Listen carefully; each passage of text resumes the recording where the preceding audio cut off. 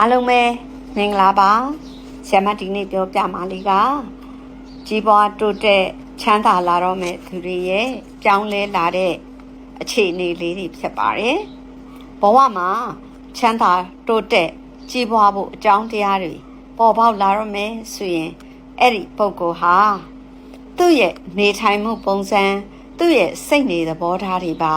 အကုန်လုံးပြောင်းလဲလာတတ်ပါတယ်ပြောင်းလဲလာတဲ့အခြေအနေတွေဟာနူးညံ့သိမ်မွေ့တဲ့စိတ်တွေဖြစ်ပေါ်လာတယ်။သူ့ရဲ့ကိုယ်အမူအရာနှုတ်အမူအရာတွေကလည်းသူတစ်ပါးကိုထိခိုက်နစ်နာတဲ့ကိုယ်အမူအရာနှုတ်အမူအရာတွေပြောဆိုခြင်းကနေရှောင်ရှားနိုင်လာကြတယ်။တမေတကာရှောင်တာမဟုတ်ဘူးနော်။သူ့ရဲ့စိတ်နေသဘောထားပင်ကိုယ်စိတ်သဘောကိုကသူတစ်ပါးကိုထိခိုက်မဲ့စကားဆိုဘယ်တော့မှမပြောဘူးရှောင်ရှားတယ်နော်သူတစ်ပါးအကျိုးရှိမဲ့စကားတွေကိုရွေးပြီးပြောတယ်သူတစ်ပါးအကျိုးရှိမဲ့အလုပ်မျိုးတွေကိုရွေးပြီးလုပ်တယ်အထူးသဖြင့်တော့ဒါနကုသိုလ်နဲ့ပတ်သက်တာတွေကိုပို့ပြီးစိတ်ဝင်စားရှိလာတယ်ဒါနကုသိုလ်ဆိုတာဟာလေအဲ့ဒီကြီးပွားတိုးတက်ချမ်းသာမဲ့သူတွေရဲ့လက္ခဏာမှာပေါ်ပေါက်တဲ့ဒါနကုသိုလ်ကကပီးယူထိုးတဲ့ဒါနကုသိုလ်မျိုးနော်နာမည်ရေးထိုးပြီးလူသိရှင်ကြားစပီကာနဲ့ကြော်ညာတဲ့ဒါနကုသိုလ်မျိုးဆိုလိုခြင်းမဟုတ်ပါဘူးလိုအပ်နေတဲ့နေရာမှာတကယ်လိုအပ်တဲ့သူကိုပြည့်ပြည့်ဝဝနော်အကူအညီဖြစ်သွားစေခြင်းကမိမိကူညီပေးလိုက်တာမျိုးတွေပါနော်စေယုံစေခန်းနေမှာစေဝါနဲ့သက်ဆိုင်တဲ့လိုအပ်ချက်တွေရှိနေရင်နော်စေဝါနဲ့ပတ်သက်တဲ့အကူအညီပေးလိုက်တာမျိုးတွေနေရာထိုင်ခင်းနဲ့ပတ်သက်ပြီးလိုအပ်နေတာကိုနေရာထိုင်ခင်းနဲ့ပတ်သက်ပြီးအကူအညီပေးလိုက်တာမျိုးတွေပေါ့နော်တခါတလေကြာရင်တိတ်ကြီးမားတဲ့ဒါနကုသိုလ်မဟုတ်ဘူးလို့ထင်ရပေမဲ့အဲ့ဒီကုသိုလ်တရားတွေဟာတကယ်ကိုကြီးမားတဲ့ကုသိုလ်မျိုးတွေပေါ့ဥပမာပေါ့နော်စေကံမှာစေကံပြဖို့တန်းစီပြီးစောင့်နေတယ်အဲ့ဒီအချိန်မှာမိမိကတော့နေရာရထားပြီလူတွေကလည်းအများကြီးနော်နောက်ထပ်ရောက်လာတဲ့လူနာတွေထဲမှာနာနေမှဖြစ်မဲ့အခြေအနေမျိုးနဲ့လူနာတွေလည်းပါဝင်တယ်ဒါပေမဲ့မိမိကတော့နာနေတက်တောင့်တက်တာမရှိလဲပဲရသေးတယ်ဆိုတဲ့အနေအထားမျိုးရှိနေတယ်အဲ့လိုအခြေအနေမှာမိမိနေရာလေးကို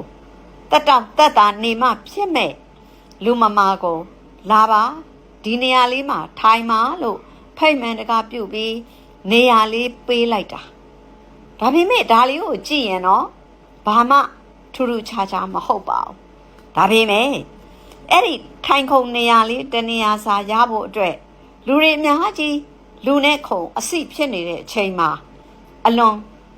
နေရာပြန်ရဖို့အလွန်ခက်ခဲပါတယ်ဒါပေမဲ့အဲ့ဒီလိုအချိန်မှာသူလဲနေမကောင်းဖြစ်နေပေမဲ့အဲ့ဒီနေရာလေးကိုသူပေးခဲ့အဲ့ဒီလိုစိတ်မျိုးပါဆိုလိုချင်တာကနော်မိမိမှာတသိန်းရှိနေလို့ပိုနေတဲ့နော်ယာရန်လေးတိတ်ရွက်ပေးလိုက်တာမျိုးမဟုတ်ပါဘူးအဲ့တော့မိမိမှာလက်ရှိနေတဲ့အရာလေးကိုပဲသူတစ်ပါးကိုစွန့်လွတ်လှူဒန်းပေးလိုက်တာမျိုးပါဒါကတော့နေရာလေးတစ်ခုနဲ့ဥပမာပြတာပါအခြားသောဒါနကုသိုလ်တွေမှာလည်းဒီလိုပါပဲနော်စွန့်လွတ်တယ်ဆိုတာမိမိဒါမရှိရင်ကိုမဖြစ်ဘူးဆိုရဲအခြေအနေဖြစ်ပေမဲ့မရှိလဲရတယ်ရော့ယူလို့ပေးလိုက်နိုင်တာမျိုးမရှိရင်မဖြစ်ဘူးလို့ဆိုပေမဲ့လဲရတယ်ငါတဝက်ပဲသုံးမယ်ရော့တဝက်ယူလို့တကယ်လိုအပ်တဲ့သူကိုပေးလိုက်နိုင်တာမျိုးအဲ့ဒီလိုစိတ်မျိုးတွေပြောင်းလဲလာတယ်ဟိုအရင်ကရောအဲ့ဒီလိုစိတ်မျိုးမရှိခဲ့ဘူးဆိုရင်တော့အခုအဲ့ဒီစိတ်ပေါ်လာပြီဆိုရင်သူ့အတွက်အလွန်ထူးခြားတဲ့လက္ခဏာလိုပဲနားလည်ရမှာဖြစ်တယ်ဒီအပြင်မှာစကားအပြောအဆိုတွေလည်းပြောင်းလဲလာတယ်ကိုပြောတဲ့စကားကြောင့်သူတစ်ပါးထိခိုက်နစ်နာသွားမဲ့စကားလုံးတွေလုံးဝ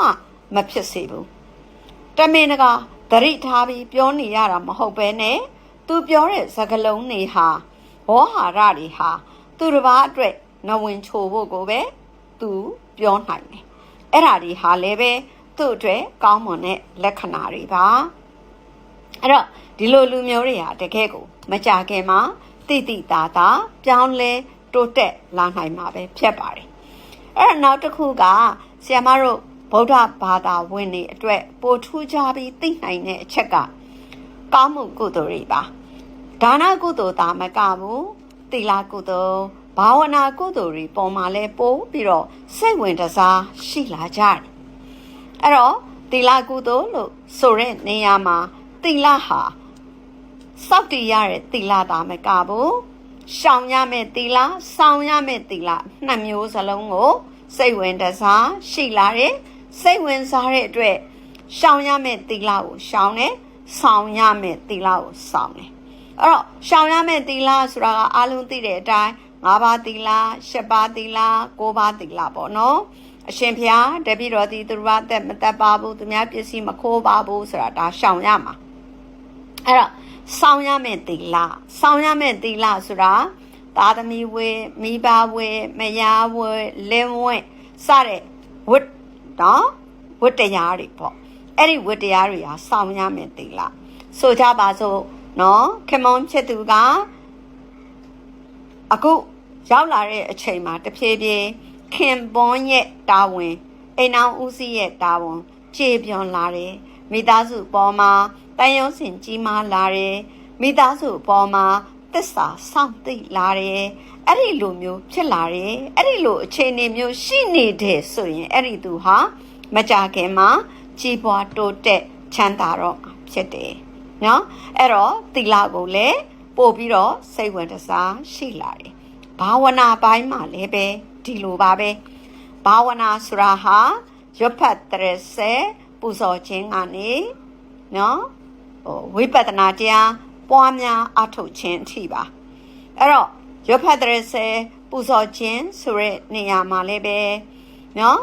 တကယ်ကြီးပွားတိုးတက်ချမ်းသာမဲ့သူတွေဟာဂါရဝတရားအပြည့်နဲ့ရွတ်ဖတ်တဲ့စေပူဇော်ကြပါတယ်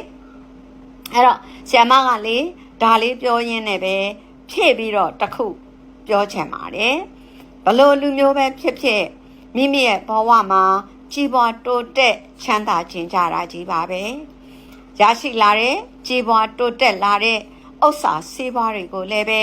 မပြတ်မယွင်းအောင်ထိမ့်သိမ်းစောင့်ရှောက်နိုင်ပြီးပိုမိုပြီး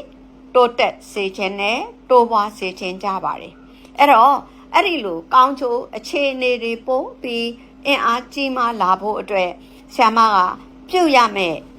ကုသိုလ်အဋ္ဌံလေးတွေကိုလည်းတစ်ဆက်တည်းပြောပြချင်ပါတယ်မိတ်ဆွေတို့ကနော်မိမိရဲ့စိတ်ဆင်တွေပြောင်းလဲလာပြီလားလို့ကိုပြန်ပြီးစမ်းစစ်ကြည့်ပါအဲ့တော့ဖန်တီးယူရမယ့်အခြေအနေရှိရင်အဲ့ဒီလိုကောင်းမွန်တဲ့အခြေအနေတစ်ခုကိုပြောင်းလဲအောင်ဖန်တီးယူပါအချို့တွေကတော့ကံတရားကြီးကသူ့ကိုအကျိုးပေးတော့မှဖြစ်လို့အလိုလိုကိုသူ့စိတ်တွေပြောင်းလဲပြီးဖြစ်ပေါ်လာတာလည်းရှိပါတယ်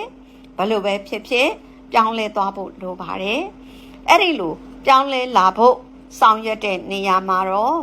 စီးပွားလလဘတ်တီတိုးတက်ဖို့အတွက်ဒီဝါတပ်ပတိအာရိစောဂါထာတော်မြတ်ကြီးကိုတနေ့ကို9ချိန်ဖះเจ้าတော်ရှေ့မှာလက်အုပ်ချီးမိုးပြီးယရနာ3ပါးကိုအသေးချာအာယုံထားပြီးပူဇော်ပေးပါဒါဟာစီးပွားဥစ္စာလလဘတ်တီနဲ့ပတ်သက်တဲ့စ조사လှုပ်ဆောင်နေတဲ့အချိန်မှာမှားယွင်းစွာဆုံးဖြတ်ခြင်းမှာကင်းပြီးမှန်ကန်စွာဆုံးဖြတ်နိုင်ခဲ့တဲ့အတွက်စီးပွားဥစ္စာတွေတိုးတက်နိုင်ပါတယ်။နောက်တန်မုတ်တွေဂါထာတော်ကြီးတန်မုတ်တွေဂါထာတော်ကြီးကိုလည်းပဲနေ့စဉ်ဖះเจ้าတော်မှာလက်အုပ်ချီမိုးပြီး9ချိန်တန်မုတ်တွေဂါထာတော်ကြီးနဲ့ယရနာ3ပါးကိုပူဇော်ပါတန်မုတ်တွေဂါထာတော်ကြီးဟာခန္ဓာကိုယ်မှာကြာရောက်လာတတ်တဲ့ဒုတ်ဒါလှန်လက်နဲ့အစရှိတဲ့အန္တရာယ်တွေသာမဲ့ကမိမိရဲ့စီးစိမ်ဥစ္စာဓနကိုဖြည့်ဆည်းမဲ့သူတွေရဲ့အန္တရာယ်ကိုပါဖယ်ရှားပေးနိုင်တဲ့ကံအထောက်ပံ့ကိုရရှိပါတယ် ဒါကြောင့်ဆရာမကပြောချင်တာကကြီးပွားတိုးတက်တော့မဲ့သူတွေရဲ့ပြောင်းလဲလာတဲ့လက္ခဏာတွေမိမိမှာရှိသလားကြည့်ပါရှိနေရင်တော့သိကြတယ်မကြခင်ကြီးပွားတိုးတက်ပါတော့မယ်အဲ့ဒီလက္ခဏာမျိုးတွေမိမိမှာမရှိသေးဘူးဆိုရင်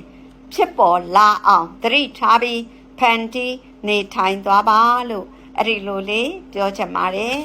အားလုံးကျမ်းမာချမ်းသာကြပါစေစီးပွားဥစ္စာများတိုးတက်ကြပါစေ